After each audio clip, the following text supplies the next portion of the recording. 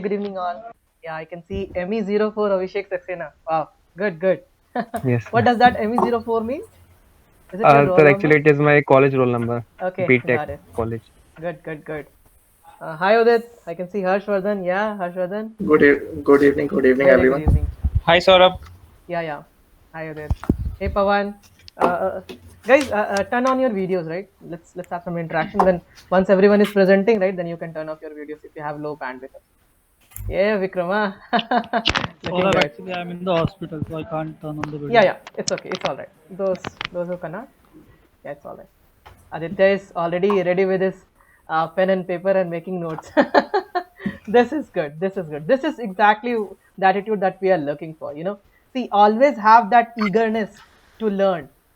Right, the right attitude will help you grow in your career, in your every aspect of your life. So have that attitude, never settle, always keep that hustle mode on. Yes, I have to do these things, I have to do something extra, I have to do something additional to bring the best out of myself, right?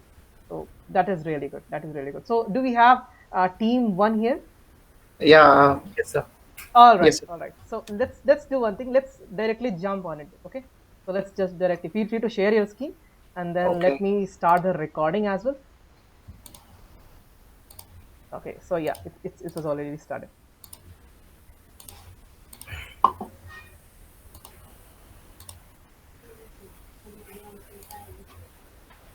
Hello, everyone. This is I am Ashwardhan Singh. I'm from Agra. I'm going to join IIT Kharagpur Industrial Engineering branch, and my teammate is here also. So, Hello everyone, myself Vijay Naneshwar Nutore. I am from Pune, Maharashtra. I am also going to join the industrial engineering at IIT Kharagpur. Sorry. okay. Shall we start with the project, sir? Yeah. Please go ahead. Okay. As we discussed, right? Start with the basics and the Kaggle platform, and then go ahead and discuss with the project outlines and the descriptive things that you understood, the inferences, and then walk us through the code as well. All right. Okay. Other people, those who have not very much gone through, I hope that you have already gone through the projects and all, learned about the Kaggle platform and all, because we have conducted 2 sessions to understand the Kaggle platform and understood why it is very important. So be ready with your pen and paper, take a lot of notes, try to understand this, because once you are your foundation is very clear, no, then even if I leave you, you will be able to, I mean, just master yourself in the analytics domain. All right. So be ready with the notes. To take notes. Yeah, please go ahead. Okay, thank you, Saurabh, to giving opportunity to present on this topic, Kaggle. So I would like to present what is Kaggle here. So Kaggle is an online community of a data scientists and machine learning practitioners, which allow user to find and publish the data sets, and it also explore the building models in a web-based data science environment. So working with the other data scientists and machine learning engineers, so as well it also having a enters competitions to solve the data science challenges. So basically why we need a what is the importance of Kaggle, so to why we have a platform to join it here. So first of all, I would like to add some points here. So it serves as a community where data scientists and data analysts and machine learnings come here to learn and grow and network connect here. So being a part of Kaggle, it's grow your community and reach out to the other community as well.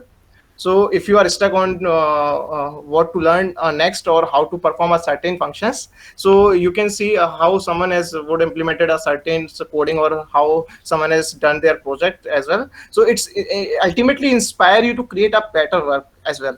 So and why we do join that Kaggle, it's so important is too that it easily provides a notebook that include that coding as well the text part, where the most user comments their coding nicely, that most people use that coding in Python, as not Python but the coding language supports on the Kaggle also that are Python, R, SQLite, and Azure. So not the least that one most important of the to importance of the Kaggle is to test yourself to see your rank among the peer group, and look your resume what's the score it is in. So make your score and make your some extra money, extra cash in your pocket, and finally it will important to helps other people. So it is the importance of the Kaggle, which is very much to have on this platform. So basically, there are different categories of expertise in Kaggle. Those are competitions, notebook, data sets, discussion. So that performance tiers are here, that in the Kaggle are novice, contributors, expert, masters, and grandmaster. These are the rank which you get in the Kaggle platform. So this is the performance tiers. So basically you have all these different performance tiers across all the categories of the data sets that we have discussed in the categories. So moving to the next, that is medal competition part. So this is most of the people I want to share that most of you can earn the gold, silver, or gold medal and silver medal and bronze medal based on their position in the competition. So basically, if you are in the top of 40, 20, or 10% of all the teams participating, so based on what are the team participating in the particular competition. So basically, if there is a 99 teams, so if you are standing out in a 40%, top 40%, you will get a bronze medal, and if you are standing out in a 20%, you will get a silver medal. So this is how that competition took place. So this is how you will get a medal in the competition. Moving to the next, that is this chart explained that how medals work in the terms of the data sets and in terms of the notebook, in terms of the discussion. If you having a vote of 5 votes in the data sets, you will get a bronze medal. If you get a vote of 20 votes in the data sheets, you will get a silver medal. This is how this chart show the description. So, and first of all, I will like to share the Kaggle platform to introduce some basics of that. How Kaggle. This is my home page, that Kaggle.com, and so let us now take that quick review of the Kaggle platform. This is a Kaggle platform. So we have the primary 5 tabs over here. I will start with the competition tab. Okay, so so competition tab makes the amazing how. So it's make amazing how you have all these competition over here that you can see here, that is which is competition. Look at this competition here, that you would see that this prize money as well. If you actually win this competition, you have a chance to win the $1,000. So similarly, you have a competition which is for the beginner level as well. So you can also participate in this starting from here: Titanic, machine learning for disasters, house price, advanced regression techniques. These are all for the starter competition. So you can start from this project as well. So now I would like to take on next step, that code data sheets. Okay, so since everything is generating a data, you have the data related to every single field. So on Kaggle, everyone will be able to find the data set respect to almost everything. So here is a tab. Either you can create your own data, you can put your own data if you are generating your data in any field, or as either you can use that public domain also, the public domain data. So you can see here the heart attack analysis. So basically CCO means that it is for public data set. So you can use it data and perform on this project. So basically this helps you to have a practice on the data sets. Okay, so now coming to the next tab, that is discussion tab. Okay, so let's now talk on this tab, which is you have lot of communities over here, this tab, on this tab. So the best part of this tab is communities best part of this community is that you can say that you are as a beginner, you want to learn something, so you can discuss something or about some any field. So you can discuss here, and quick review of that. You have all the tabs here that you can I will show. There is a tab. Okay, so you have all these tab, different communities that computer vision and NLP, network and neural network, data visualizations, and so on, TensorFlow, so on. So all these are to have a community, and you can discuss here. So there is a filter also on the based of hotness or recent comment. You can set your what you want, recent posted. This is a filter option you can use it here. So basically now comes to the next part, that is scores.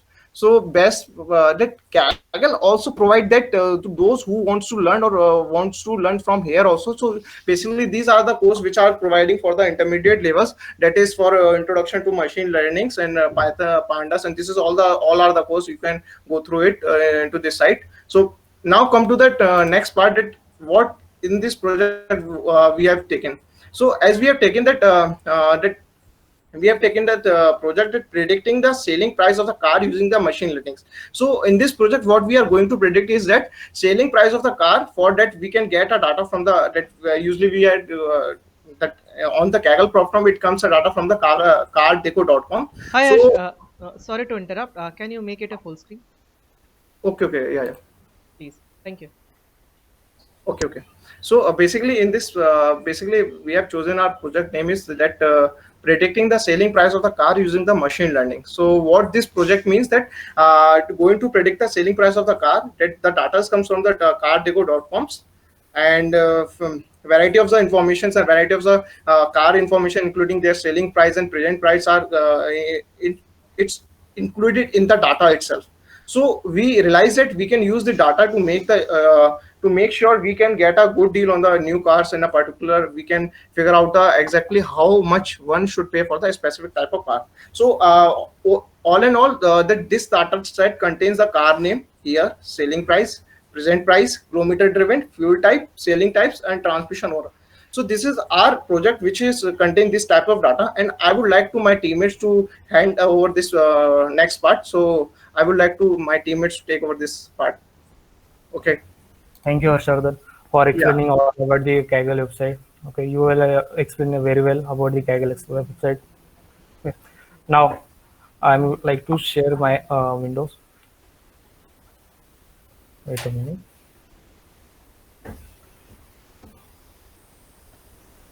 Okay. Is it visible Yes, to it is everyone? visible. Okay. So, first, our project is about the prediction of the price of the car during the sale. Okay. To tackle any kind of project, first we have to go through the basics, which are we learn in our blogs, which are shared by the Saurabh sir during our essential classes. Uh, Going through basics, first we have to go through the pipeline, which is obtaining our data. Then after obtaining that, we have to clean that data according to our requirement. Then exploring and visualizing our data, which allows us to find the patterns and trade. Then modeling our data, which is the second last step. And last step is interrupting our data. Okay. Before going through the pipeline, we have to also consider the business questions, which is most important thing, such as what impact do I want to make this in this data. Then what business value does our model bring to the table. Okay, all these are the basic questions which will basic but very much important for our project. Okay, as you can see here in this notebook, Kaggle notebook, first we have to create the environment which is required for our project. For that we have to install the different type of libraries such as numpy, pandas.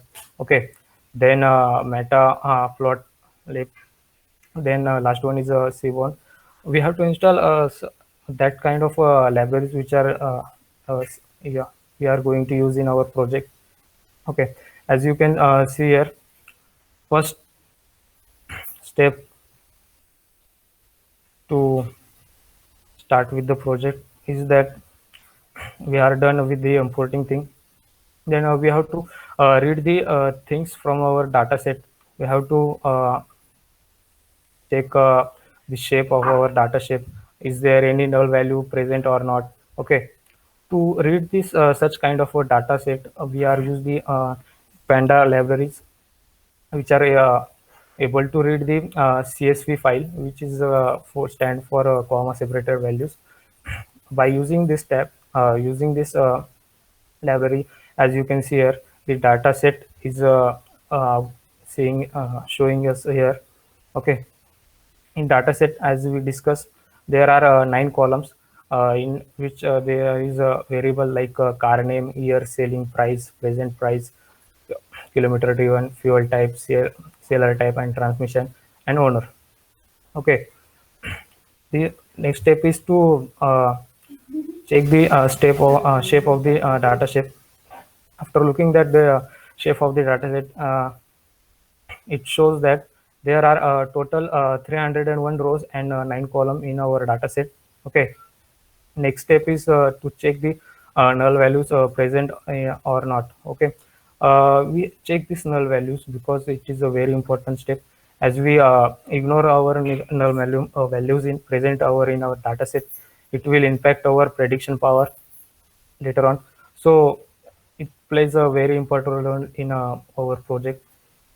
As you can see in our dataset, there are no null value present in it. Okay, this is the best for us. Okay, next, for data manipulation, again Panda is plays important role. As you can see here, we have to add the uh, number of year use, which is not present in it. Okay, to add such kind of a column, Panda help us. For this, we have done the operation such as by subtracting the year at which we brought the car from the current year. For this example, we consider the current year as 2021. Okay, as a output, we get the number of years used like this. Okay, next step is to remove the columns which are generally not used in our data set, or which will not correlating or not directly affect our prediction later on. So such type of column is present in our dataset, which is car name, year, current year. Okay. So by dropping this 3 column, we get our data set. Okay, this is our final data set. As you can see here is the first column is selling price, where is here without dropping, there is a car name is present here, but it is not present here because we dropped that kind of a column, which is not important. Okay, then next step is to identify the which kind of a data set present in our which type kind of data is present in our data set. Okay, so for that we checking for the categorical column. So why we choose the categorical column? Because we have to convert the categorical column into numerical data type. Okay, so that algorithm easily perform their operations. Okay, it is easy to algorithm to perform the operation with the numerical value. That's why we are doing this kind of a step. Okay, there are 4 type of categorical column present in our dataset. First is a fuel type, seller. Second is the seller type and transmission, and last one is owner. As you can see here, fuel type, there are 3 category, which is of petrol, diesel, CNG. All these are the categorical data. So we have to convert into numerical data. For this, we use here the one hot uh, en- encoding. Okay, under this we are using get dummies function. This function is we are using. Okay, what this function does here is that it convert the numeric categorical value into numerical value. As you can see here, for the first row car, it is a petrol car, so it assign the value 1 for the petrol car, and it assign the value as 0 for the diesel, because it is a not diesel car, it is a petrol car. Okay, so as you can see here, this is totally converted into numerical data. Okay, this is a categorical data, and here numerical data. So this kind of a data set is easy to for the operation for the machine learning. Then next step is we have to separating the feature and target label. Means basically separating a dependent and independent variable. Okay, here our dependent variable is that what is the selling price of our car, and remaining all our is our independent variable. Okay, so from the data set we are going to separate our dependent and independent variable. Okay, for independent variable we are giving the command for from this command we can separate all the rows from 0 to 301. Okay, and then from present price to onward we are excluding first column selling price, because this is our dependent type data. Okay, as a output you can see here column start from present price. He excluded that selling price. Okay, and this is our here is our selling price. In this way we are we separated the dependent and independent variable. Okay, now we are going to check the correlation between the dependent and independent correlation between dependent features, so we can get the idea about the independent variable, how they are correlated to each other. Okay, for this we are using heat map.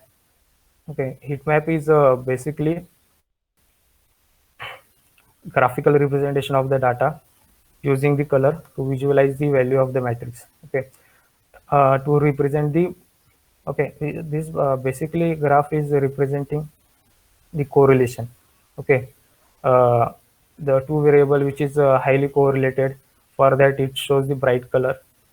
Okay, light color for which is highly correlated, and the variable which are not correlated or negatively correlated, for that it shows the dark color. Okay, such kind of plotting is come under the multi-univariate analysis, as we have gone through the blocks. You know that. Okay, then uh, checking which feature is important to predict the output. Okay, this is a very helpful step for us, because it's directly giving us the output by doing the operation and give the output in terms of features which are really important for the prediction. Okay, after giving this command, as you can see here, this kind of output is shown here, and this graph shows output representation of this data. From this data we can conclude that the present price, it is the most important feature for the prediction. Okay, as related to other parameters. Then we have to split the data for training and testing. Okay, in this we are going to split our data set into training and testing, and we are also able to give the command to the algorithm, so that how much percentage of the data is going to be tested. Here we are giving the command for the 30% of the data set is going to use for the tested data. Okay, as you see here, this is our training data and this is our test data. Okay, then now come to the model building. Now we are going through all the prepare all the steps. Now final step is to model building. Okay, for this model building we are going to use the random forest regressor, because our data type is a regression type, because its output is not present in a yes or no kind of answer. So that's why we are not going to use classify regression. Okay, we can also use a linear type of regression model, but random forest regressor gives a more accurate output than the linear. That's why we choose the random forest here. Okay, to check the our model is accurate or not. For that, we calculate the mean square error. For that, we have to import it first, and model also we have to import it. Okay, after creating that type of environment, we calculate the mean error, square error value. Okay, then second, we are also going to find the best parameter by using the randomized search CV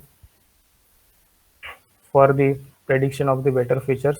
Okay, here the command which is regarding to that, and parameter which is required to that model are given here to get our best result. Okay, as you can see here, these are the uh, parameters were found for doing that operation. Okay, now we are going to use this uh, output for the prediction of the result. Okay, by using our uh, random grid predict.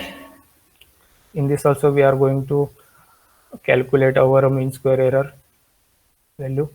Then it gives the value of 0.9, which is the best value because it lies between 0 to 1, and value which is lies between 0 to 1 for the mean square error is calculated as a good value. Okay, then we are to show the our output, we are going to plot the graph between the y tested and y predicted. This is the graph between those two variable difference. As you can see here, it's similar to the normal distribution curve. This graph basically showing that the difference between this y tested and y predicted value is very minimum, as you can see here in this area. Okay, which is best results, and we are also going able to plot the scatter plot between y tested and y predicted. This is our output for that command. As you can see here, this kind of graph we can linear regression. Okay, it means that y tested and y predicted are linearly correlated to each other. Means our the model which are we have built, it gives the perfect result. Okay, now from this all this step we come to our conclusion part.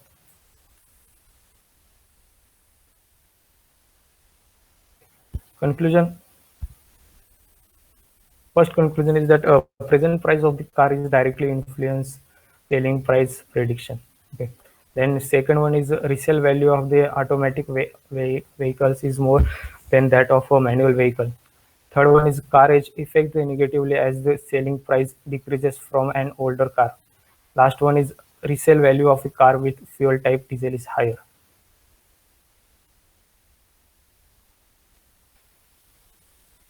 Harshal.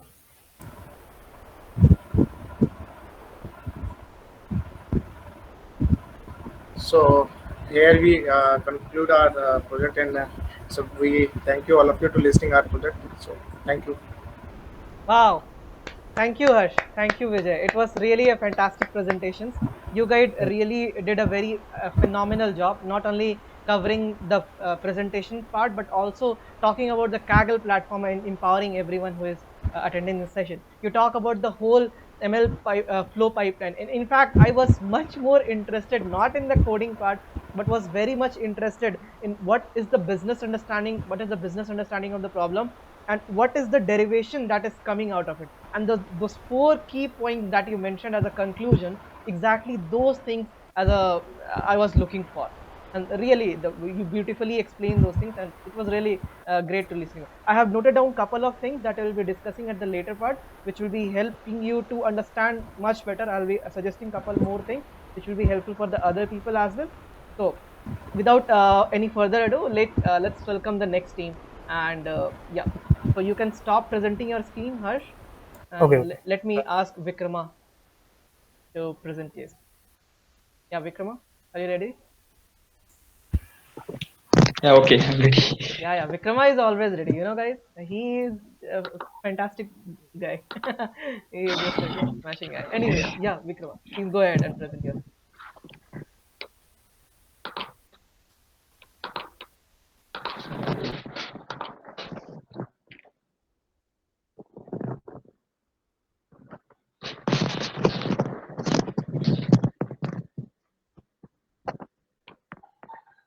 So, tell me when I'm on full screen actually.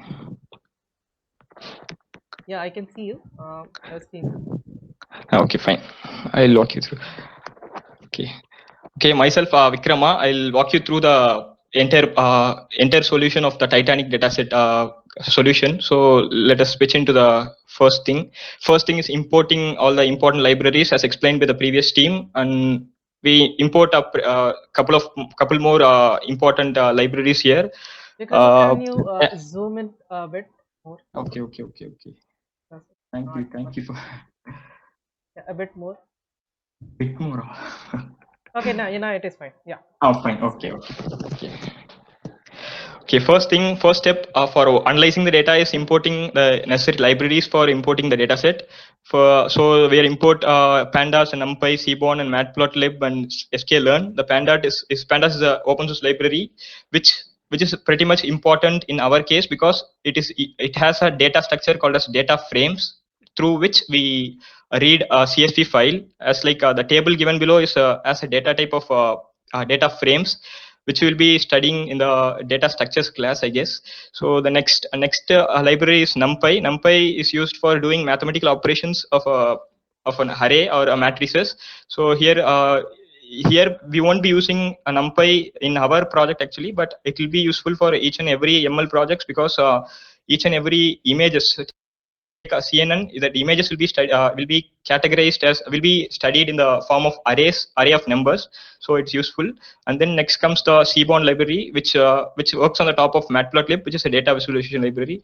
And Matplotlib is a basic visualization library, which won't give a beautiful aesthetic images, but that's why we use a Seaborn instead of Matplotlib. But Matplotlib is pretty much important to import it because Seaborn works on the basis of Matplotlib. And next comes the sklearn. Sklearn is a next form of a sci-fi library. And then here it has all sort of algorithms, say random forest, linear regression, naive bayes. All the sort of algorithms have been coded as in the form of classes. So we import and then we for our project we need I have imported a random forest classifier. We the actual solution also imported each and every classification technique, say naive bayes, say logistic regression. But for easy purpose, I have just pitched in a model called as a random forest classifier, just like how the previous team used a random forest regressor, which is used for regression purpose, and the same way we use it for classification purpose. So import a class called random forest classifier. And then next comes after importing, we read the CSV, and there are two CSV files given for a certain dataset of trained dataset and test dataset. We import it. The reason why we combine both the dataset, I'll explain it further. Keep it in a back of mind. And the next is visualizing what are the sort of features we have. So we visualize it with a df.head, and if you want to visualize it with a last 10, we visualize it with a dot tail. So with the head function, we visualize the data frame. So as we can see, we have a number of features as given as passenger ID survived, which is output variable. And just to have a count over it, here we have just 12 features, so we can count it by hand actually. So but we can't we can even have a data set where there will be 80 features. I worked on that, and so 80 features we can't count by hand. So to do that, what we do is that first procedure is to get the info about the training dataset and the test dataset. Why we do this? Because without knowing the number of non-null values and number of null values, we can't proceed further. Because for example, here you see in cabin we have a 204 non-null values, remaining around 700 values or just NaN, just missing values. So it is very important to know what sort of data you are working on. So we do it with the help of info function. And then whatever you do, remember one thing, whatever you do for training data, you just replicate it same for the test data, because you can't do it afterwards. Just do, if you do a feature engineering on training data, do it as same in the test data too, because you can't train with one data and test with the particularly different data of if you are training with 20 features, you can't test with 30 features. You can't do that. So whatever you changes make in train data set, you do it with a test data set. Just have that habit. And then the first, as we have seen in the first class, the first procedure to start the EDA, exploratory data analysis, is variable identification. So that's what we are doing. So what we do is that here we have just to, first we just want to know what are the features we have. For that, we print the column names. So the dot columns will print all the column names, will give in a form of list. So second step is just to find the length of it. Here we can count it by hand, but if we have a number of features, we can't. So we use a length function to know the number of features. Here the number of features is 12, in which the one of the feature is output feature, which is survived. And then coming to the next part is okay. Next part is to describe it. Actually, the describe function gives only the takes into consideration only the numerical values. As you can see, the passenger ID is a numerical value, survived is a numerical value, zeros and ones. P class is an ordinal value, but ordinal variable, but it also includes as 1, 2, 3, all these sort of numerical values. So we have around 7 numerical variables. So just to take just to have a look over it, we can find that count. We have 891 features. We have no null values here. We have survive, even in output variable, we have no null values. In P class, we have no null values, but in age, we have around 150, more than 150 of null values. So describe function will give you the overall outlook, as a superficial outlook of what our data is. So we have gone through only the numerical data. So next procedure is to look for the categorical data. So the same describe function, when we include O, which is ordinal, which means a categorical variable. So if we include it, it will give the same sort of data. We can't find a interquartile range or 25th percentile in categorical variables. So it sums up just 4 different categories. Count unique values. For insects, we have male and female, just 2 unique values. So it just given us 2. So in this way, we superficially analyze all the data set what we have before moving on to the bivariate or univariate analysis. So until now the first procedure of we came to the end of a variable identification. Now it's our job to pin down what we have understood about the data set. Here I have put in a form of image. In reality, whenever we do an end-to-end project, we have to do this thing. We have to pin down what sort of numerical data we have and what sort of categorical features we have, what sort of mixed data. In a mixed data, we have a name, cabin, and ticket, which has both alphanumerical and alphabetical values. For instance, take a cabin value. It has both alphabet and a numerical value. And in case if you take a ticket, it has both alphanumerical, even symbols it has. So we categorize it as a mixed value. So that's it. We have completed the first step of EDA, and then we move on to the next procedure where we analyze data based on comparison with another feature, say output feature. So we first do bivariate analysis between the P class, which is nothing but a ticket class, say a first class, second class, third class ticket. We have a three different categories in it. So we compare the P class with the survived class, which is the output variable, which we want to do it actually because we want to know the correlation between the P class, which is a ticket class, and the another feature which is output, and another output variable which is survived. So we are just correlating it. For this we use a method of pivoting. There are 2 types of pivoting. One is through group by, which is pretty much difficult to remember the parameters. First of all, we don't want to remember any sort of code, but we have to remember the methodology. In methodology, if you want to do bivariate analysis of a categorical variable, there are the best way to do is pivoting. The pivoting, we have 2 techniques. One is group by, and another technique is through the pivot table function. The pivot table I will discuss further, which will be using it more often. Now the group by function, just because I won't be using group by function usually, but just because it is given in the solution, I'll explain you what the group by function is. So the group by function will take a reference variable. Say here the P class feature has been taken as a reference variable. You can see that the reference variable is 1, 2, 3, and the another variable which is output variable, which is survived. For that, we do calculate a mean. So why do we calculate mean? I'll explain further. Wait for a while, and then we do it based on the for what variable we do calculate a mean is for a survived variable, and then we arrange it, sort it in the form of descending order. There is no descending function parameter in group by function, so we put a Boolean value of false for ascending, which means it is descending. So why we have taken mean is that for that, just to analyze the group by table or pivot table here, is that out of the P1 class, there are our value of survived is around, our mean is around 0.6, which means it adds all the value of survived. Say zeros and ones are the only value in the survived, so it will add 0, 1, 0, 1, all these sort of values for the P class 1 values. It will add and take a mean. It gives a value of 0.6, which means there are more and more number of survived ones, which means there are more and more number of alive one. And then we go for the class 2, in which there are equally populated. 0.5 is equally populated. Say zeros as an equal amount of contribution towards the zero towards 1.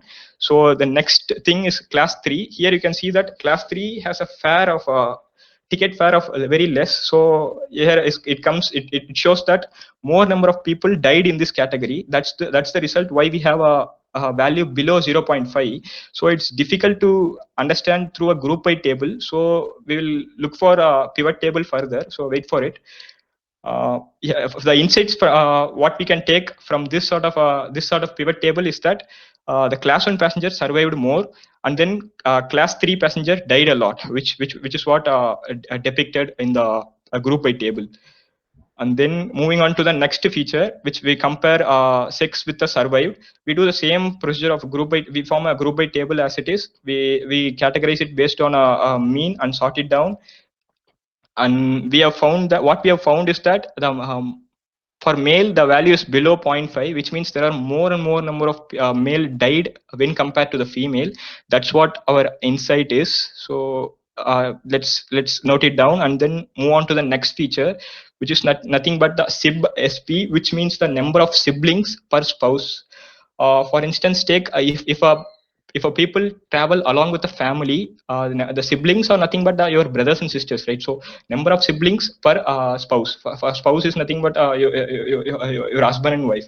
So if the value is 0, there are no other relations other than you and your wife have traveled in that Titanic ship actually. So that's how we have to interpret the SIB-SP, which is given in the data set in the data column of Kaggle itself. So the first procedure is to understand what the all sort of feature is actually. The next feature is also given the parents per children. All these sort of features we have to study about that pretty much fine. Then only we can do analysis.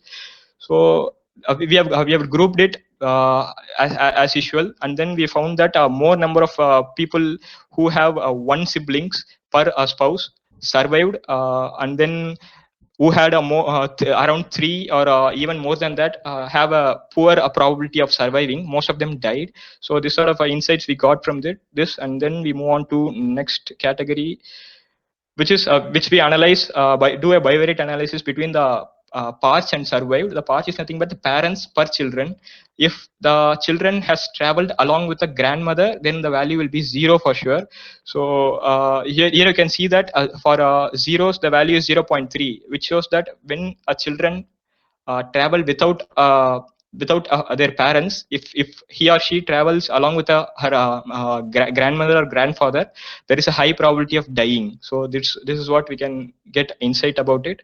And then coming to the numerical values, we have gone through all the categorical variables. So next we have to pitch into the numerical values, which we have age and fair actually. So first we compare age. Here we form a we can just analyze with the help of a histogram itself. But why we do a facet grid? Facet grid is nothing but we compare it with a hue. Usually we have a hue actually, but here in the facet grid we have a column name.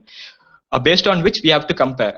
Here we give it as a output variable which has a zeros and ones. So it will first split the data set based on zeros and ones. First it will take all the zero values and plot a histogram based on the age, and will survived output variable which has a value of 1. It will take all the age values for 1 and plot a histogram. So we can clearly see that most of the infants have high survival rate. I'll just wait a minute.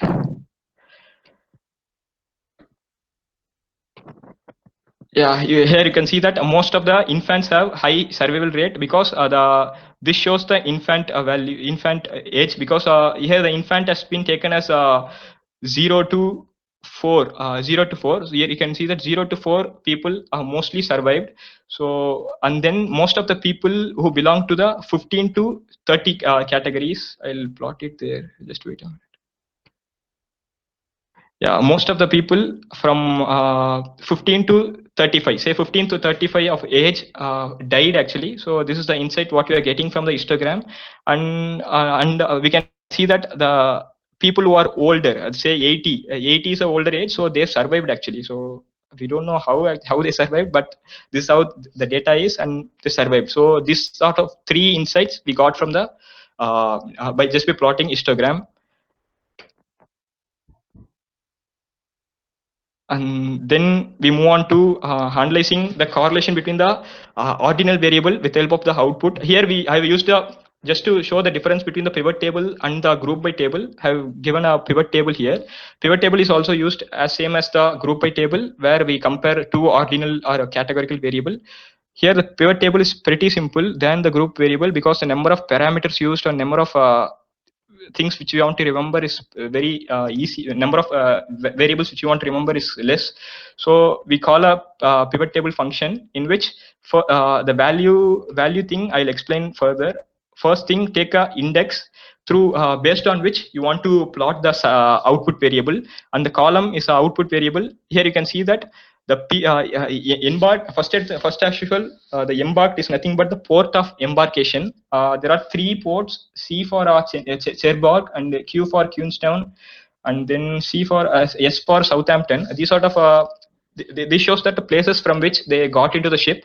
So based on the pivot table, we can see that the people who got into the ship from the Southampton, most of them died. So that's the thing which what we can get insight out of it. So and then coming to the value parameter, here the value parameter is nothing but you can give any sort of value which do not have any sort of missing values. So here passenger ID don't have any missing value, as we have seen. It has all the 891 features, 891 records. So we have given the value as a passenger. So we can give age also, but age has only just 741 values. It has more number of missing values, so we can't give that. So next, moving on to the pivot table based on the passenger ID. Here you can see, as usual, as explained before, we can see that class 3 people died a lot when compared to the other classes. So class 1 people, number of people died in class 1 is very less, but there are more number of people survived. So it's sort of economical elitism. So we'll move on to the next, and comparing based on the passenger ID. So comparing based on the sex actually. So most number of females survived here, as we have seen in the group by table itself. So both of them, why I'm plotting it twice is that pivot table is very simple to even interpret. We don't need to take any sort of mean or anything else, but it is very easy to interpret. So here you can see that out of around 560 males, 468 of the males died actually. So it's very easy to interpret. Next, we have done with the second part of EDA. Next, we move on to the feature engineering technique. Then the first thing is, why do we do feature engineering? The main reason is that we have just 12 features, so no issues. Even if you train with the 12 features, our model won't be pretty much complex and won't overfit. So, but if we have 80 features, we have to do feature engineering. We have to truncate all those unwanted features or redundant features. Say if you have if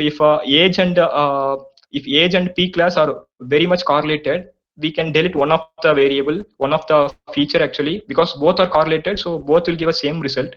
So we are just getting rid of multi-collinearity. So next coming the first technique, first what we implement is that we are dropping ticket and cabin variable, because cabin has just 2 not 4 values. We can't impute any sort of value with say mode. It is a category variable, so we can't impute it with mode, because if we have around 700 or more than 800 values out of 891, we can impute it with sort of a mode or any other technique we can follow it. But because we have 204 values, we can't do anything. So just only way to get rid of it is dropping it.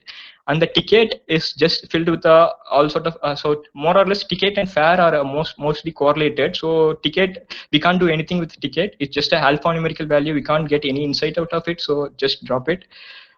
So remember one thing: whenever you whatever changes you do in training dataset, do the same to the test dataset. Don't keep it for a further ado. Don't do it like that. So you will forget to do that, and your model won't be will give errors.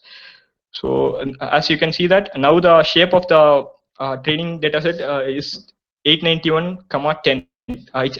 In previous cases it has 12 features. Now the 2 features has been deleted, dropped, so it has 10 features.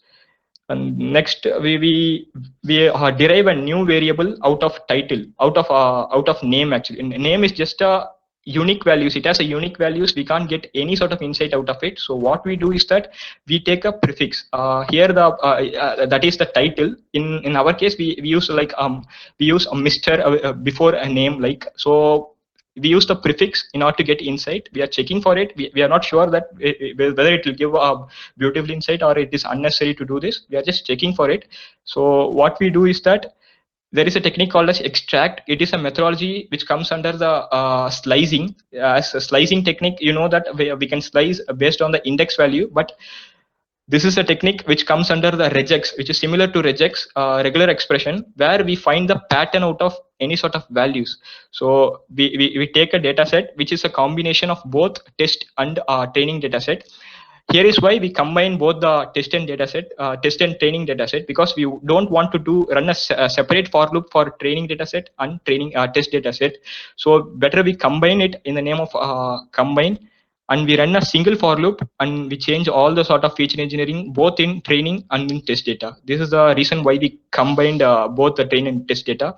So here what sort of pattern we find is, it's very simple. Here you can see that the name is complete. Each and every name after first name there is a prefix which we call as a title.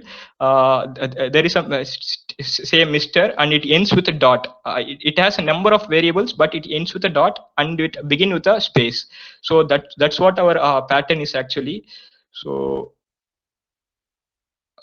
just a minute.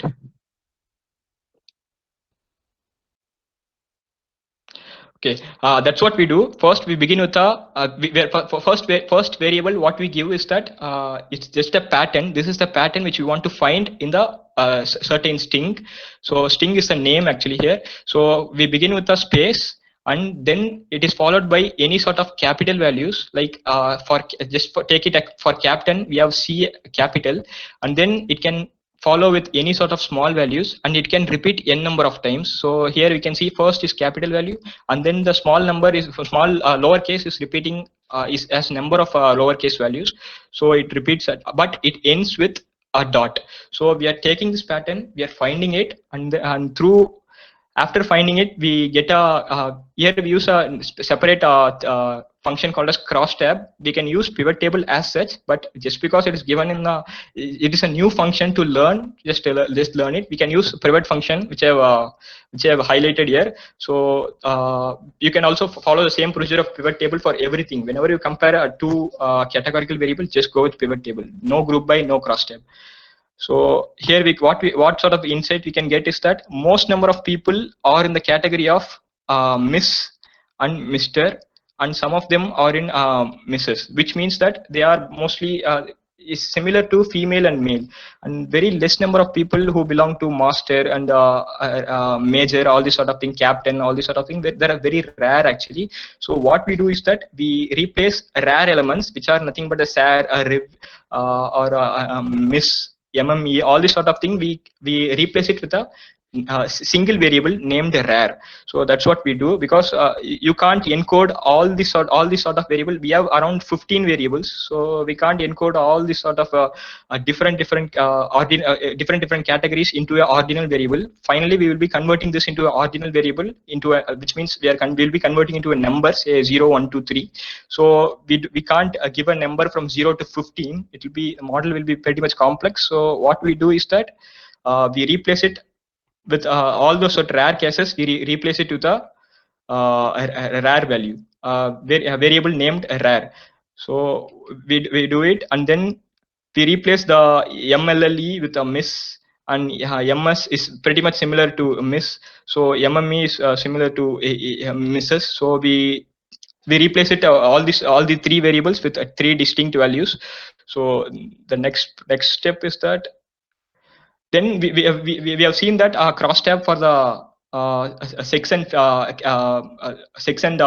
title we have seen with 15 rows. So now after a modification, after replacing the rare elements with a name rare, we can see that just 5 categories are there. So in the name of title, we have around 23 rare variables, and most of them are with miss and misses. So I'll call it.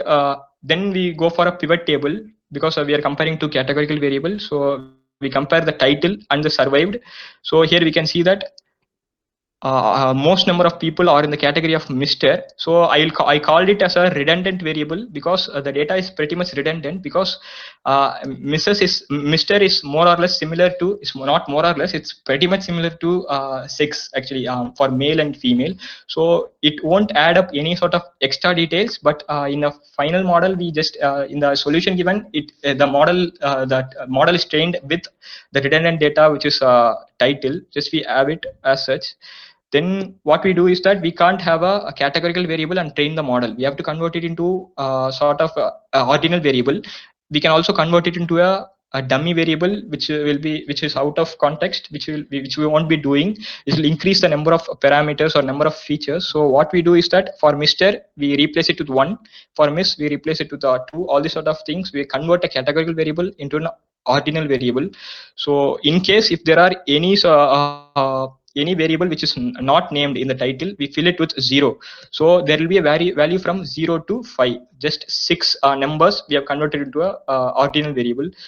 So here we can see the changes out of in title section. Yeah, you can see in the last section we have a title section in which we have 1s and 3s and 2s and all these sort of things. So the next we don't want the name category, name feature actually, because from name we have derived a new feature called as title.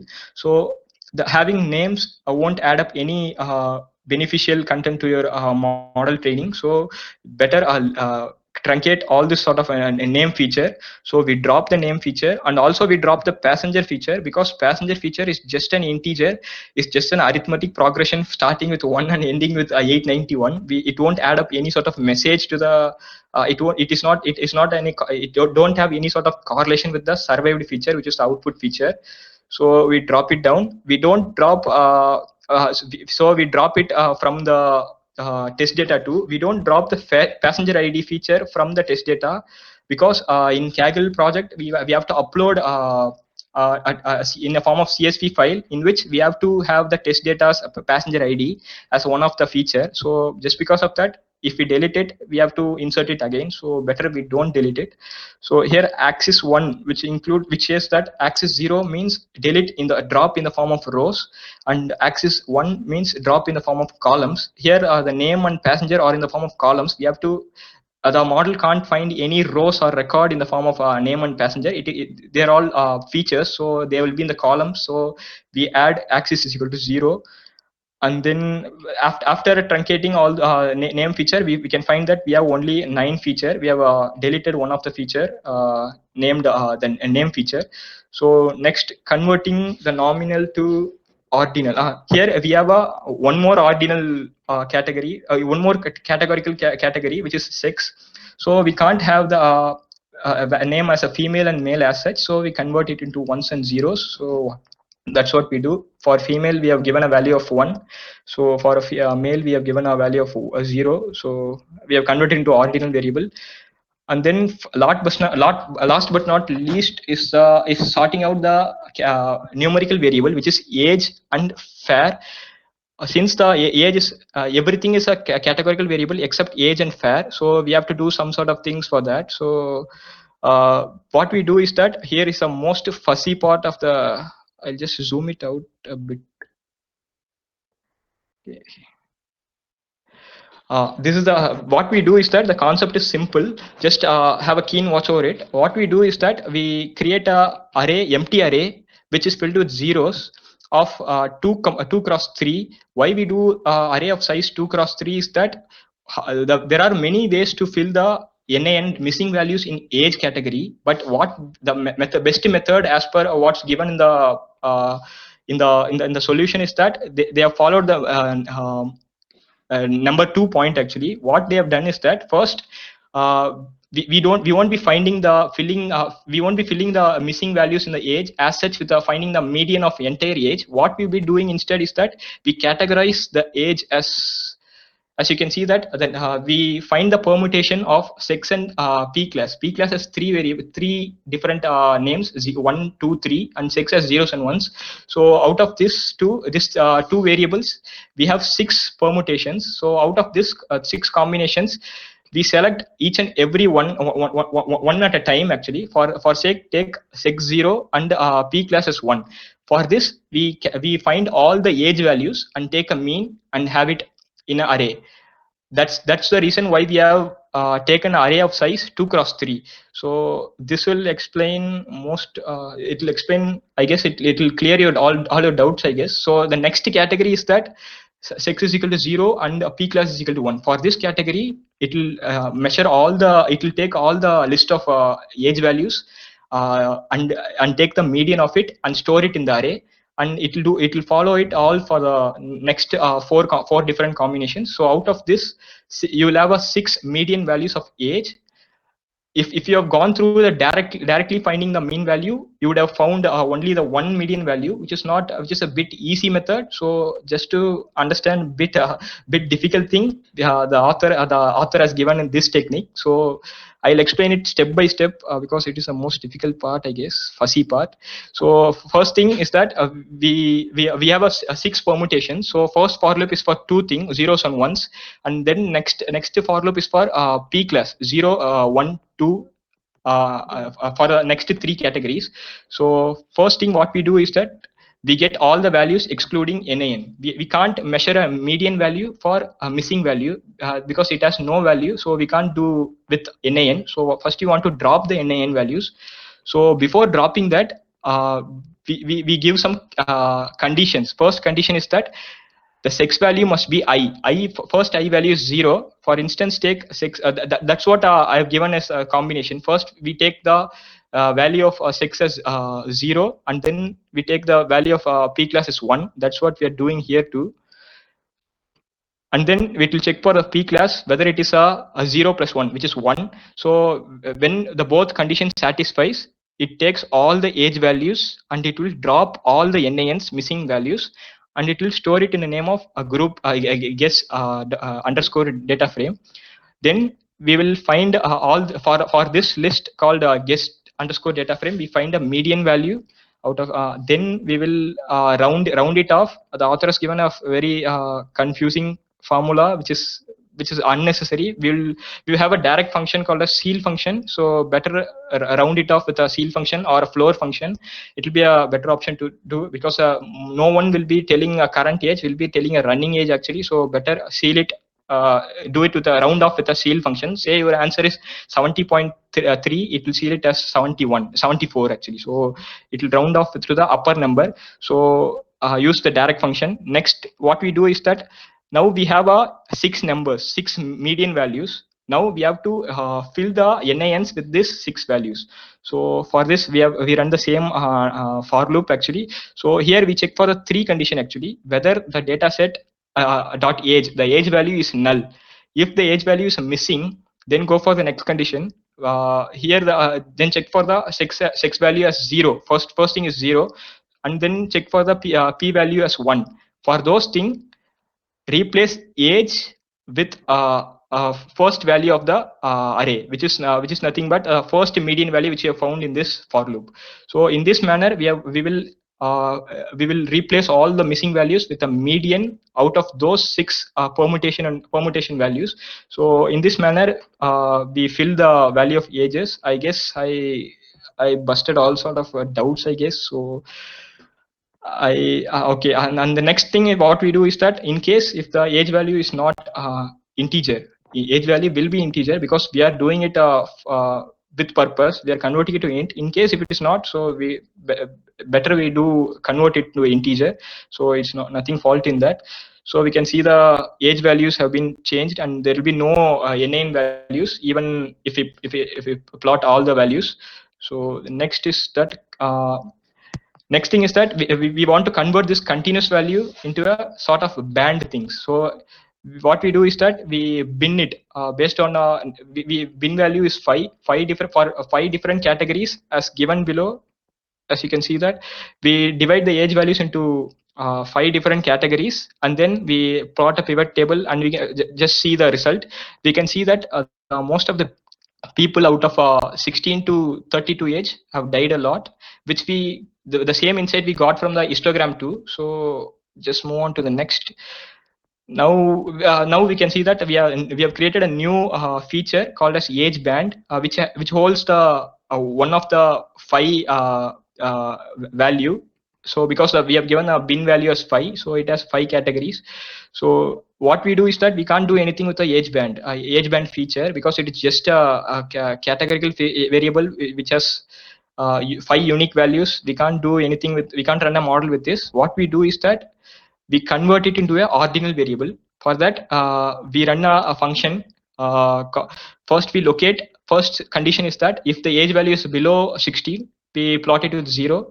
And the next condition is age value is between 16 and below 32. We plot it with we make it with 1. So in this manner, we convert the age band value into an ordinal variable. So basically, is this binning sort of thing? Yes, completely binning. But directly we haven't used the function called function of binning. So the author has explained that from a root level actually. Got it. Beautiful. Okay, and here you can see that the age value has been converted into ones, twos, one based on the conversion what we made in the previous cell. So now the age band feature is useless. We have derived a new feature. We have changed a feature called as age based on the age band. So we drop. We don't need a age band feature further. So we drop it down. We drop the age band feature. Here you may ask that why we are not dropping the age band feature from the test data frame. The reason is that we haven't added the test age band feature in the test data. As you can see that we are adding that age band feature just for our purpose only to the training data, and once our job is done, we are deleting it from the training data. We haven't even added it to the test data. So I hope that clears. And okay, then just to compare both the test and train data, we can see that the all data will be similar except the one thing, the passenger ID, which we have for a purpose in test data, and in train data we have additional feature called as survived, which is output variable. We won't be having it in our test data. That's it. And then another one, we create an artificial feature in which we combine 2 or 3 features together, in which we create a feature called as family size out of number of siblings per spouse category, and then number of parents per children. So if as we came up with a new formula just by adding number of siblings per spouse and number of parents per children and adding it to 1. If the number of parents per children is 0 and number of siblings per spouse is 0, then which means that the answer is 1, which means he's alone. He has no family. The family size is just 1. He has traveled the Titanic and suffered and succumbed to death alone. So that's what the feature depicts. And then what we do is that we as usual, when we create a new ordinal variable or categorical variable, we relate it with the survived feature. So what we do is that we plot a pivot table. That's what we did. Here we can see that most number of people with family size 1, which means they are alone. Who are alone died a lot, and most of the people even will comprise under the category of family size 1, and all the other sort of things are just rare cases. So most of the people are clustered with a family size of 1, which means they are alone. So what we do is that we create another new feature, which is an artificial feature named is alone, just to check whether the passenger is traveling alone or not. So it has a more and more correlation with a survived feature, as we have seen before. So if he is traveling alone, he dies. There is a more and more probability of dying. So it's better to have a new feature named is alone.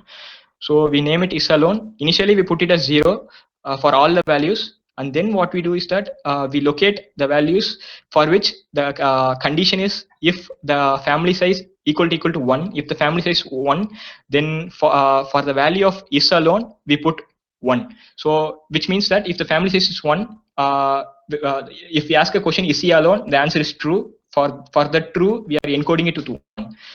So that's it. And then as usual, we have created a new variable. So whenever you create a new categorical variable, just plot a pivot table and get an insight out of it.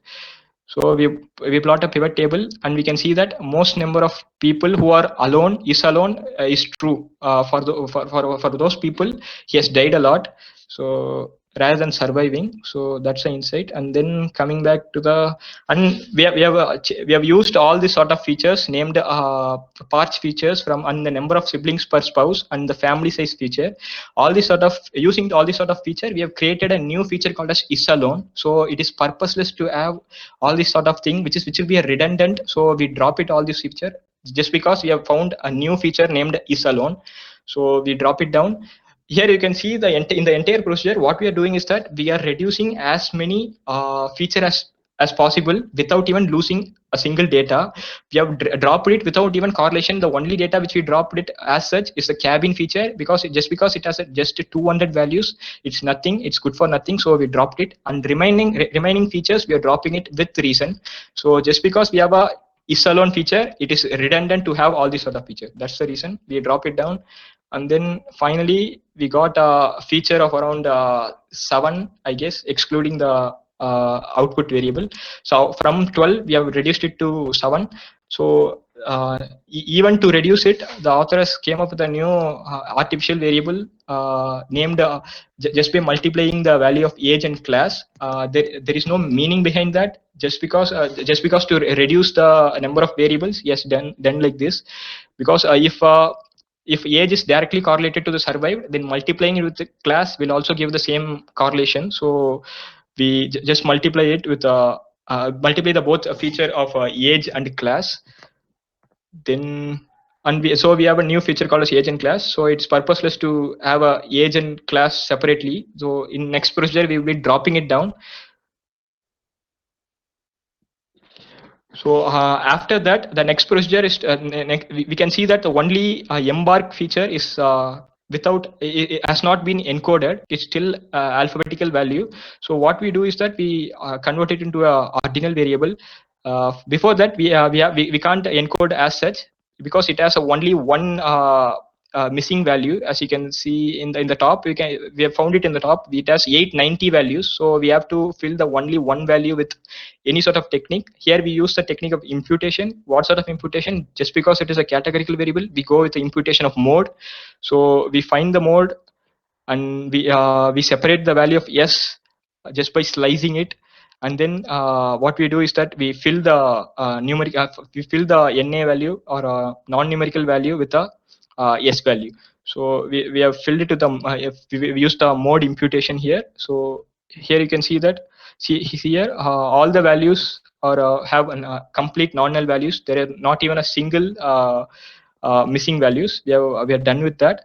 So then comes the process of converting the nominal variable to the ordinal variable, because just because it is a value of s and c and q, we convert it into an ordinal variable. The reason why we give 0 for s is that s is the predominant value. S is the most number of people died in s, so we give we convert it into ordinal variable and give a value of give it a value of 0. And then coming back to, and then the last but not least is the fare feature, which is the only continuous variable here. So it's very pretty hard. What we do is that we do same procedure what we followed for age. So we convert the, as like what we did in the age category, we converted into a sort of we did binning. So we do the same thing here. We give a binning value of 4. So after that, we plot whenever we create a new feature, we plot a pivot table, and as given below, it has formed a new feature named as fare band, and there are 4 number of categories over there. And then what we do is the same procedure. We convert that into a sort of an we number it. We convert it into an ordinal variable. When the value is below 7.91, we put it 0. In this manner, we fill it down, and then finally we drop the value of a fare band, which is a newly created feature. So we drop it down. That's it. And then finally we have finally our model is ready for the creation for creating a model. So we have each and every feature as such completely it is numbered. So you can see each and every feature is an ordinal variable, no mix up of any sort of variables. So we are ready to go for a last step, which is creating a model. So first step is nothing but creating a test data, training x values and y values, in which the y value is nothing but the survived feature, which is output variable, and then of the x train is nothing but a complete train.df excluding the value of survived feature, because survived feature is a output variable. We can't include that in the input variable. So excluding the survive, the entire feature is nothing but the x train. The next procedure is for creating a test data. So test data, we do it from a test.df. We drop the variable of passenger ID, but what we do is that we do shallow copy here. The reason behind that is that as I explained before, we have to include the passenger ID while uploading the result to the Kaggle website. So what we do is that we do shallow copy, which shows that for X test it will create a new variable and it will exclude the passenger ID and it will have it as a test data. And just as a proof, you can see that if I plot a test.df head, we still have a passenger ID, which is what we need actually. So we do shallow copy. Then next method and the next procedure is to choose the algorithm. So as we have chosen the random forest classifier, we can also choose number of classification technique: logistic regression, random forest decision tree, naive bayes, KNN, SPM, and gradient boosting. Out of this, how to choose is that simple. We have to use just trial and error method. One thing is pretty clear: KNN can't be used, because once you study the algorithm of KNN, you can notice that we must have a huge data set, but we have just below 1,000 number of records, so we can't use KNN out. But remaining things we can use anything, so we can use everything. So you just pick up the best model out of a trial and error method. Just do it. And here I have just to plot, run a model of a random forest classifier, because it has given a high accuracy in the solution data. So in the solution file actually. So the procedure to train a model is that first create a model. That's what we do here. We create based on calling a class instance of a class, which is a random forest classifier. Here we can see that n estimators is 100, because it shows that as we know that random forest is a cluster of decision trees. It will it'll combine the values of results which you are getting from the each and every decision trees. So 100 is the number of decision trees. It will combine the result of 100 decision trees, and it will take the maximum output of it and give the answer. So that is what the n estimators is actually. So then next procedure is to fit the model. That's what we do here. So we fit it. Fitting is nothing but a sort of training it, where we give a training data and the output variable, which is survived column. And then next step is prediction. So once the training is done, we predict it. So the predicted value is stored in a form of list in ypred variable. So then just to check, just because we have to upload it in a Kaggle, just to see that whether our model does pretty much fine in the trading data. Just to do that, we have a terminology called a score. Through the score, we can find that whether our we can find the accuracy of training data set, which will call as a training accuracy. And it doesn't matter actually, but what we need is a testing accuracy. Training accuracy, if we will both find the training accuracy and the testing accuracy. The reason is that if the training accuracy and the test accuracy differ a lot, then the model is overfitted, and based on that we can get insight out of it. So it is pretty much important to plot the training accuracy, so which is 86%, which means out of 100 it has predicted 86 values as correct value. So next for a submission case, we create as I explained before, for submission we need to print in have a data frame in this format. First for column named as passenger ID, and then we have a entire passenger ID. So and then we name a survived column and put it our prediction of 418 values we would have predicted from the model. So we put it in that column. So and then we save it in the form of CSV here. So dot to CSV is opposite of reading CSV. It will save it in the form of CSV. So out of this, once I uploaded the trained the result which I got an accuracy of 77%. So still the training accuracy, we can't reach the training accuracy. Still the model is overfitting even after reducing as many features as we can actually. So that's the reason why we reduce number of features actually, because if we train a model with a 40 feature, the model will overfit for sure. The training accuracy will be 90 plus and the testing accuracy will be 70 plus. That's it. So we got a 77% of accuracy. And then the entire path to do the end-to-end project is that first thing, as we've discussed in the first session of our presentation, first thing is variable identification. Second is univariate or bivariate analysis. Third is outlier treatment, which we haven't done here actually, because we don't have any sort of outlier here, which we can test using the box plot, I guess. So then next is a missing value treatment, and then feature engineering. And then creating a model is a final step. So here we have made a little collapse, because the author has used feature engineering first, and then he used a mixed missing value treatment actually after that. So what we do is that we create a certain set of steps which will be common for all the sort of project what we do. So I used to follow these 6 steps in a certain order, in this order, so that I won't be forgetting any sort of procedure in the middle. So that's it. This is the way to do end-to-end project, and that's it. Thank you. Thank you, Saurav. Feel free to unshare your screen. I mean, before, just unshare. Yes, stop sharing. I mean, guys, before anything I say, I just want everyone to unmute yourself and give a big round of applause for Vikrama. Man, that was absolutely great. That was truly amazing. Guys, that was literally very, very fantastic. Very well done. Thank you. Thank you all. Very, very proud of it. In fact, I was making notes. I have made a lot of notes. I don't know whether you guys have made notes or not, but what I have realized is that I got to learn a lot of things from you. In fact, from both of the presentations that were done today. In fact, from the Vijay and the Harshvardhan, and beautifully explained it. I mean, the things that were there, it was very beautiful. It was explained it very crisp, and it was something like you came here, smashed it, and man, that was fantastic. You're a bold told soul.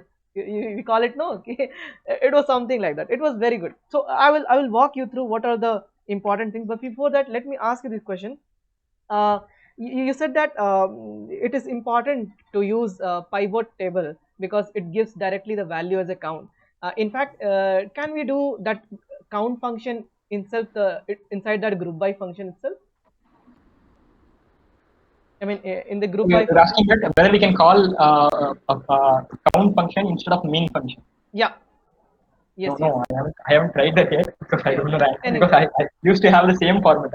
I always used pivot table. Okay, okay, cool. That is good. That is good. But yeah, pivot table has its own importance. Secondly, just a very simple question. You asked that it will be explained later why train and test file are combined at the very initial. Can you throw some Yeah, light on that? yeah. Whatever. I also explained it in the middle, I guess. So what we do is that we feature engineer the training data frame, and then we feature engineer the testing data frame separately. So just to avoid the two different for loops, because we are adding and feature engineering different sort of variable, we are creating age band, and we are doing all these sort of things. Instead of doing it separately, the author has combined the two of the data set, and then has run a same for loop or single for loop for that, so that it will reduce the amount of time. So I guess it's time complexity, I guess. Good, good, good. That is really good. That is really good. All right, guys. So yeah. So let us interact for 5 to 10 minutes. Okay. So how about you? I mean, just turn on your video so that I can see your beautiful faces, everyone. So I'll start with the Vijay and then Harsh. Okay. Yeah. Thank you, Shivam. Thank you, Udit. Thank you, Abhishek. Thank you, Ramnivas. I can see Prashant here. All right. Cool. Okay. So let me start it again. So okay. So it was for Harsh. It was the couple of slides were quite good. It was very crisp and clear pointers were mentioned, and that is really good. Why I always used to say that, because crisp and clear pointers, we are always looking those crisp and clear pointers. If there are a lot of words in your one slide, it is, I mean, we got easily distracted. Even I got easily distracted when Vikrama was presented. I was saying, okay, it is showing that activate Windows. Okay, I need to get back to him, because probably his time is 30 minutes back. So I don't know whether are you living in Pakistan or something. So that I was observing.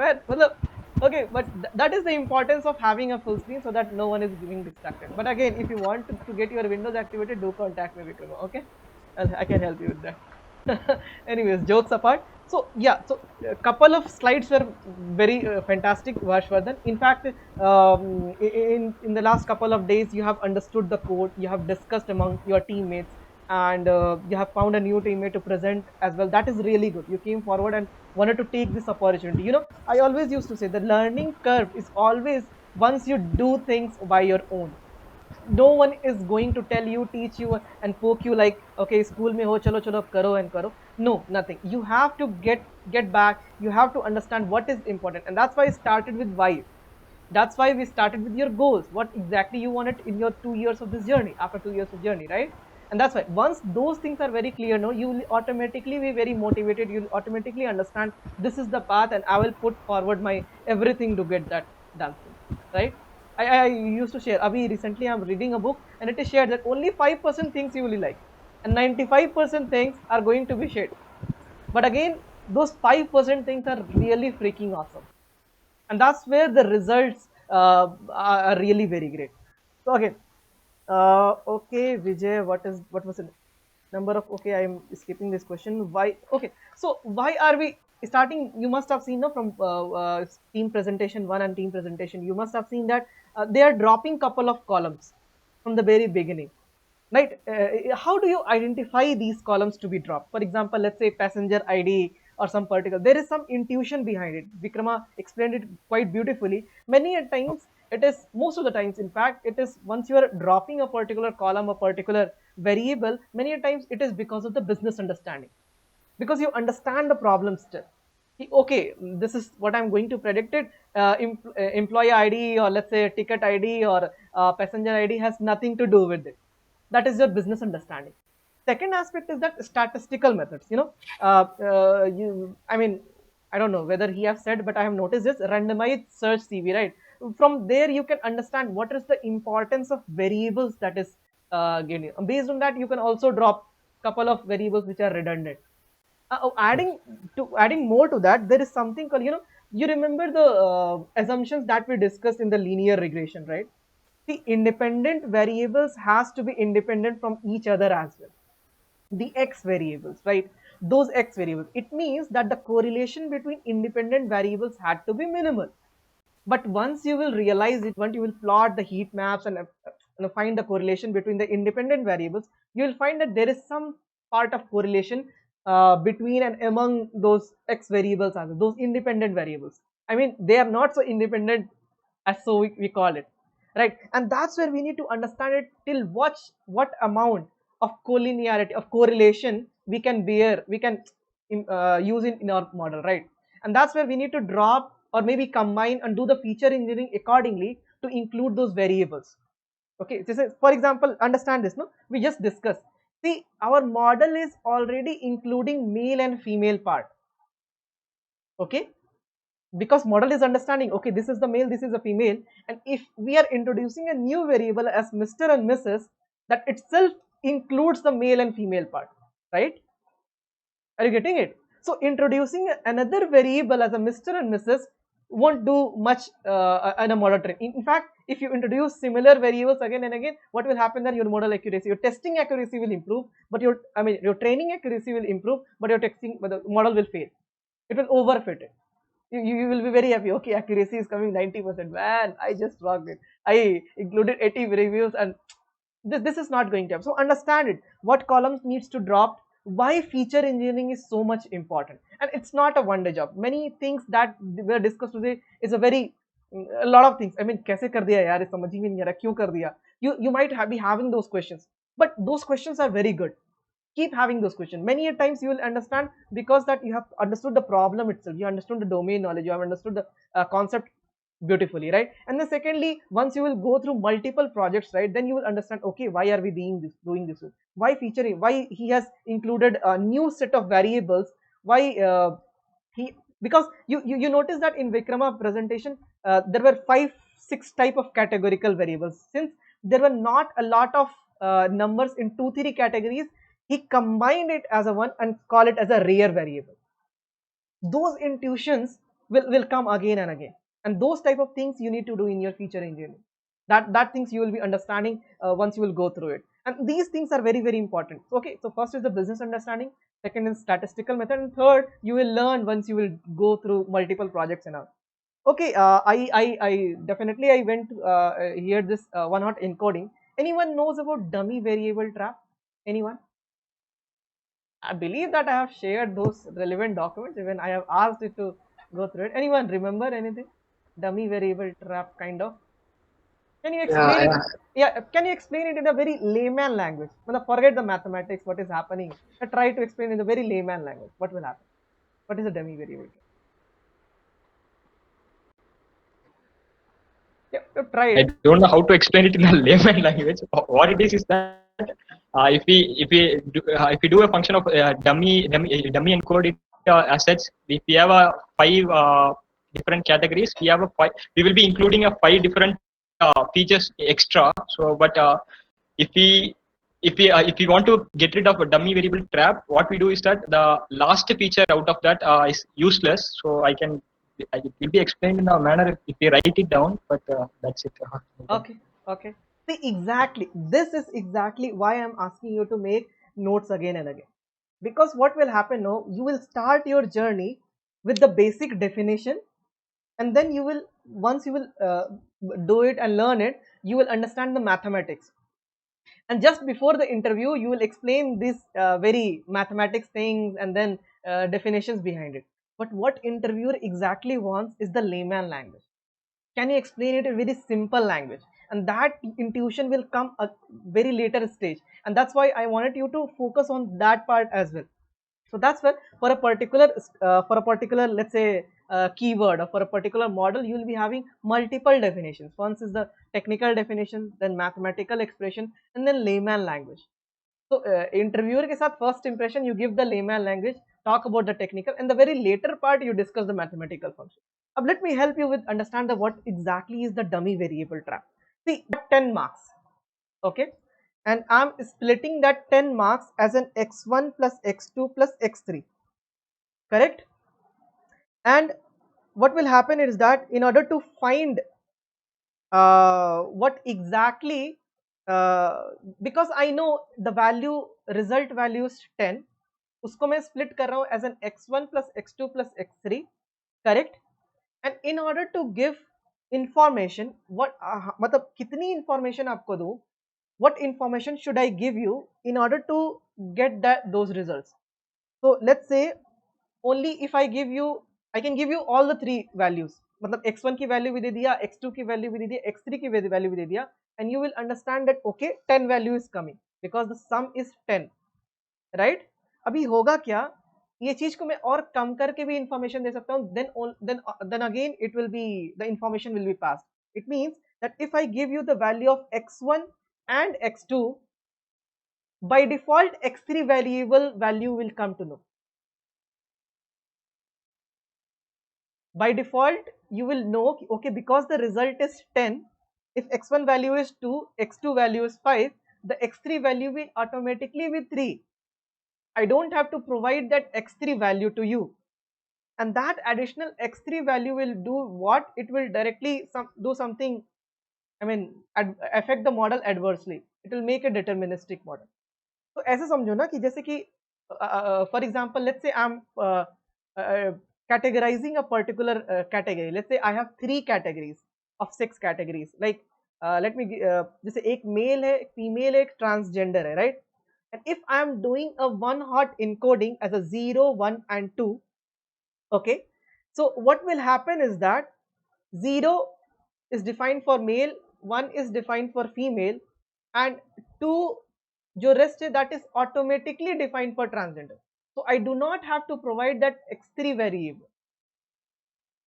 That additional variable that we do as a once we convert it to ordinal values or categorical variables to some other variables, that additional variable which is adding additional information will create, which will act as a dummy variable, and that will create a trap in modeling, doing the modeling.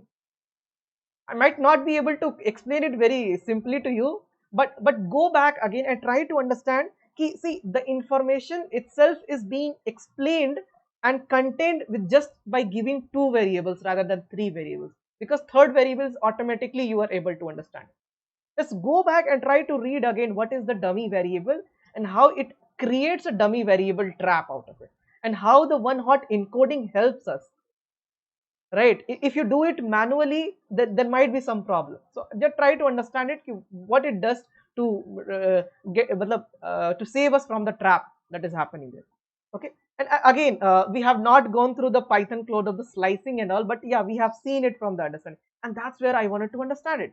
You don't have to read each and everything. You just have to go through a particular project. Even if you do 5 projects, no, and you have not done any certification in Python, any certification in machine learning, or any certification in whatsoever, you are very in a good shape to present yourself in front of anyone, in front of any interviewer or something. And that's what our target is. That is our target. Anyway, we'll be. I'm not asking you to do not learn, do not earn any certificate, do not go ahead and explore anything. But understand the target. What is the ultimate target? Our ultimate target is to get a decent, very good job based on whatever my potential is, to expand that potential accordingly, and then go again, build the depth, understand the fun. Slicing again, getting insights from the getting see. In fact, in the both presentations, we did not discuss much on the modeling part, right? We did a lot of discussions on the EDA part and the feature engineering part, right? And try to understand, it is very, very important to get the insights out of those data. You do the EDA, for example, let's say I plotted a box plot, right? I try to understand if any point is getting out of that box plot, maybe as Vikrama explained or some other people explained in the previous slides, if it is 1.5 times of the IQ, right? Interquartile range, or maybe some other, whatever the definitions may be, I don't exactly remember those things, but understand there may be some critical things, and based on that you will be understanding, okay, using this plot, this insight I'm getting. If I'm doing a heat map plot of a correlation, that I'm getting, okay, these variables are very correlated, these variables are less correlated, so probably I can drop those variables, maybe do some little exercise and then include those variables and do something additional. Okay, so getting insights from the heat maps, from the charts, from the bar histogram plot, from the numerical curve. See, the last part जैसे कि हमने किया ना, y mean and y prediction का जो error plot, if you remember the error plot, the assumption of a linear regression model, the data ka error plot should be normally distributed. That we can check from the plot distribution. So those things. So getting insights from each and every part of plot or presentation, it's very, very important. Just by seeing the box plot, you should be able, just by seeing the scatter plot, you should be able to say this value is outlier, or maybe some doing some statistical analysis. So getting insight is very, very okay. Now coming back to that, how do you decide to train a particular type of model to train? For example, you have the data set, right? And then you understand ki, okay, which model should I use? So definitely we had one example from the regression model, we had another example from the classification model, correct? So based on the dependent variable data type, you will be able to understand, okay, whether it is a classification model or regression model. We covered a lot of models itself. Okay, these models can cover in the classification model, these models can cover in the numerical model. And then again, it's not like a particular model will perform better. You have to go back in order to build that intuition. You have to go back and understand the mathematics behind of that model, okay, and how your data is spread accordingly. And if not so, just apply all the models and check what the model is doing and try to understand it. Okay, the intuition will build slowly and slowly. It's not like कि इसने random forest लगा दी तो मैं भी वही लगा देता हूँ, छोड़ो हटाओ. No. Just try, just go and apply every model and try to understand it, which model is performing better, and try to ask the questions why it is performing better, and then dig deeper into it. Okay, maybe random decision tree is something tree based model. Why random forest is doing better than decision trees? Okay, ask those questions to yourself. Why this model is not, why KNN is not performing better in this type of data sets? So ask those type of questions. But again, it was really good. It was fantastic presentations, important feature predictions, randomized, beautiful insights. It covered the collinearity between the dependent variables. You need to do the feature engineering accordingly, and couple of new variables that were included, right? Age multiplied by something, and then clubbing it, binning it. Those things, do not much worry about it. You will automatically have those intuitions. For example, first intuition was कि मतलब इतने सारे data sets हैं, कैसे train करेंगे? Model ज़्यादा हो रहा है, and those values are also less compared to the other two types of categories. Other two types. For example, let's say I am giving a sample data set example. For example, people who are working as a job, working in a job, correct? So let's say कि मेरे पास age की category है 10 to 18, and then I have a category of 18 to 50, correct? 18 to 20, and then 20 to 50. उसके अंदर male female की categories है. So what I will do is that I know कि मतलब let's say कि bifurcate on multiple categories. Let's say 5 to 10 age group की category, 10 to 15 age group की category, 15 to 20 age group की category, and then 20 to 25 age group की category. Some type of category is there, those people who are earning money. So you understand it from your own understanding ki, okay, the people who are earning money from 30 to 50, I'll put it in a one container. I'll bin it in a one container as a high paid job.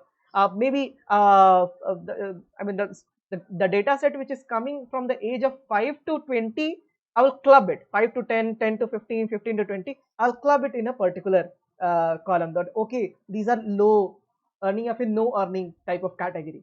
So those intuition will come automatically based on the things. Multiple, you will go through multiple tens and thousands, hundreds of Kaggle notebooks, and then understand the projects accordingly. Okay. So yeah, after treating, okay, then again after treating, definitely start with the treating the null values, identify the null values, and once you treated, did some imputance and do whatever things to drop the values, or maybe drop the column itself or drop the row itself, whatever the things that you do to treat the null values or the NA values, do check it again whether after treating it is this there is no null value. It was done at the very end of it when Bikrama did it. Okay, couple more keywords that I identified. Explore about regex. Some call it regular expression. Many times it is rational expressions as well. So explain. Just note down in your notebook. Okay, these things is very one of the things that I explore it, and include in your notebook as well. Okay, what are the, just understand the basic of it. Okay, and then understand couple more things. Cross tab, group by, and pivot table. Just try to understand because these things were covered. So you should be thorough about it. Just go back and understand those things. Okay, and now what you can do is that, okay, creating a new feature, shallow copy. Okay, one more thing was covered. What is Vikrama discussed something related to shallow copy. I don't know, you must have noticed a dot copy was there, right?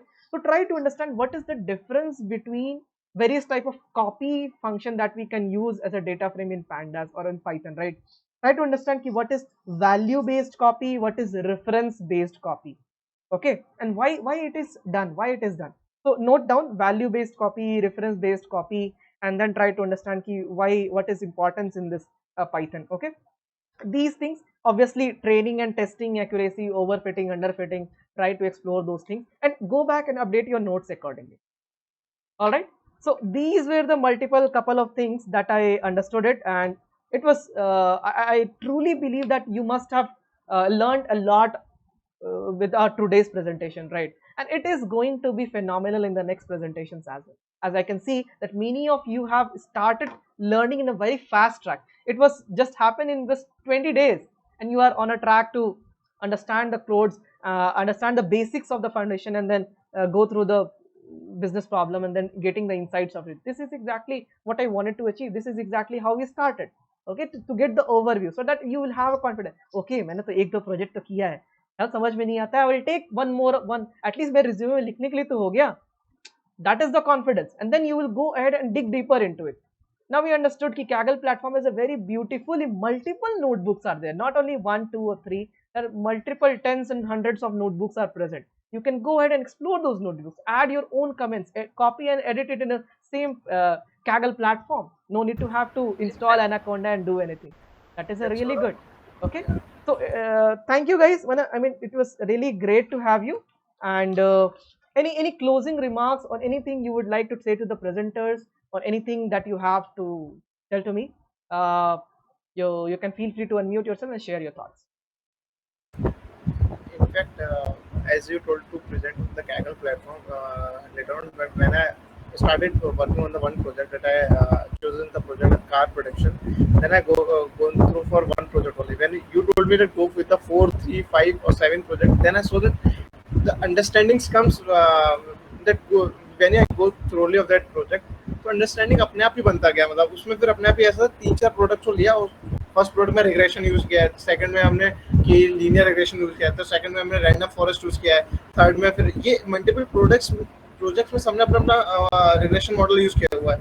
तो उससे कौन सा best fit करता है इस data पे, वो understanding बन गया मेरा कि मतलब इस प्रोजेक्ट में रैंडम फॉरेस्ट में मतलब डाटा जो मॉडल है, तो वो अंडरस्टैंडिंग इस प्रोजेक्ट मुझे समझ में आया कि जब मैं 3-4 प्रोजेक्ट को गो थ्रू हुआ. तो ये चीज़ मुझे बहुत सही रहा मेरे लिए. Good. Thank you, Harshvardhan, for sharing this insight. In fact, this is really going to help the other members who are also your peer group, peer members and partners here. Okay, thank you, Harshvardhan. Anything else? Anyone else would like to thank the presenters or thank anyone or anything that I will discuss the next steps ahead? Any couple of reviews I wanted to have, maybe from, I can see Ram and Udit. How is your journey so far? Do you liking the presentation? Do you liking the workflow? Maybe others can also unmute yourself and talk about it. Just one line or so. Yeah, Vikrama explained it in a very, very beautiful way. That was a very nice message, I would say. Yeah, Ram, how about you? Anything else? You are facing any issues or something? Finally, I learned that how to use Kaggle. It's well explained by both the teams. Good. Now I am going to use Kaggle also. Yeah, that's the spirit. Keep it up, man. Smash it. Yeah, really, that was a fantastic presentation. Good. Actually, Saurabh, I also thinking about. I also know about what is difference between test train split and K-fold training platform, which is better to use. Or we'll discuss it later.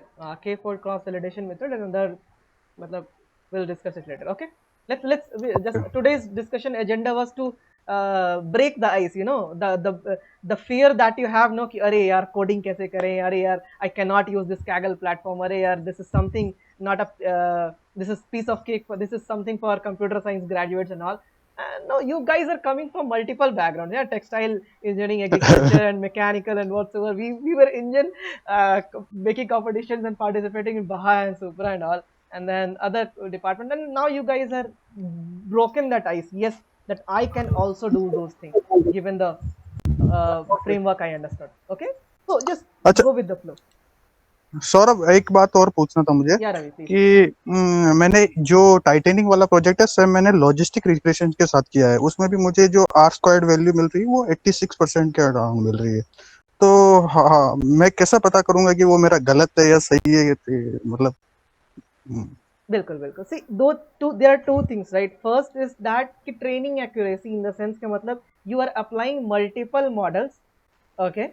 You are applying multiple models and based on that you are comparing which model is performing best on your training data set, okay? Yeah. And then you upload it to the platform and that platform automatically gives you the score based on some hidden data set which is available, which is not shown to you. Okay, so that's how the competition works.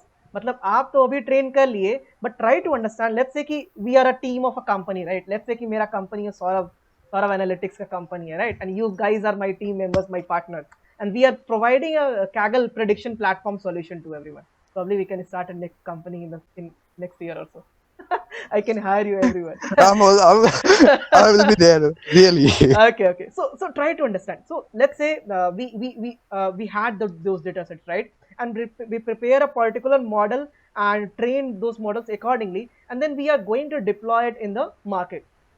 Now what will happen is that it is not sure that the data on which we trained our model is going to be the exact data that is going to be used by the customers again. It is going to be different. And if our model is very deterministic, I mean very predictable, very fitting a lot of exactly fitting how our data set was there, so it will very poorly perform on the once it is deployed in the market. So that's why you will understand. I'm not discussing those things. You will understand that we explicitly include some error to our training data. We explicitly reduced our accuracy. Matlab, let's say कि you have achieved an accuracy of 90%. We explicitly do some things. We explicitly do some random training, include some random data to reduce the accuracy, so that model does not overfit it. You'll understand it once you will go through the theories and all. But this is the thing. So first step is to understand what is the best performing model based on the multiple models that you are training from your data sets. Secondly, once it is uploaded on a Kaggle platform, it has some hidden data sets on which it will train and give you the accuracy. Okay. All right, guys. So it's almost 12 बज गए. कितने मजे आ रहे नहीं? We are discussing in 12:30 12:50 p.m. All right, guys. So it was really fantastic having you, both the teams and everyone whosoever is presented here. I know most of the people have gone through the projects and prepared notes as well. If you have not gone through it, just go back and revise this Kaggle notebook that I shared, because it has beautifully explained the EDA part. It has beautifully explained the model parts. Try to explore other as well, and the steps that were shared by the team number one. How can you leverage the Kaggle platform? Go ahead and choose your own project and start working on that. So the next steps what would be, because okay, just let him in. So in the next time, let's do one thing. I have already sent you the meeting invite. If you accept that meeting invite now, you will be automatically be able to join the group. So I don't have to accept it, admit it again and again and again. So please just, you can do that. That will be very helpful for everyone. Okay. So what I was telling is that yeah. So the next step would be that we are approaching. Foundation is almost clear. The path is already clear. I have motivated you. I have shown you how to do the things, because people have presented it. I have helped you understand the foundation. I have helped you understand the path. I help you understand how to go the presentation. I have to understand how to beautifully explain those presentations. What should be the business understanding? We have gone through couple of projects as well. Now the next step would be, I'll be sharing a particular Excel sheet where I'll be sharing couple of my notebooks from different understandings, and then I will ask you to select any one of those notebooks for your own presentations, for your own project. Or if you want any other notebook to explore, you can also go ahead and write that particular notebook, mention that particular notebook link in that Excel sheet, and then we'll have a 10 days of gap, maybe 10 to 12 days of gap, and towards the end of this month we'll be having a multiple presentations. I mean, I'm expecting at least 10 plus presentations from each and every team. Okay, so we'll have a presentation that will be expanded over a couple of days, and then once that is done, no, then those projects will be shared among each and everyone. So if I say we have already done 2 projects, car price prediction and Titanic prediction, and 10 plus more projects, so it will be a total of 12 projects which will be available to explore for everyone, right? And that could be available in our drive as well, which will be helpful for each other.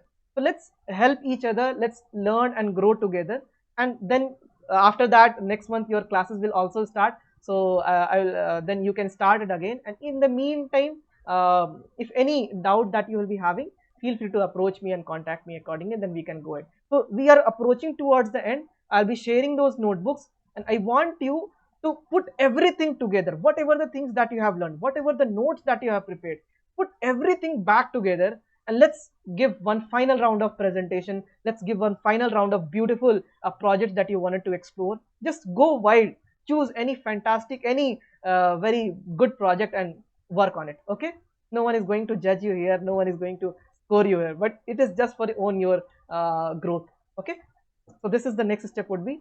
All right guys, so it is almost quite late night, so do take care, and yeah, really it was good having you all here. Thank you guys. Bye bye, take care. Thank you, Saurabh. Thank you, sir. Thank you, sir. Thank you, sir. Yeah, thank you guys. Thank you, sir.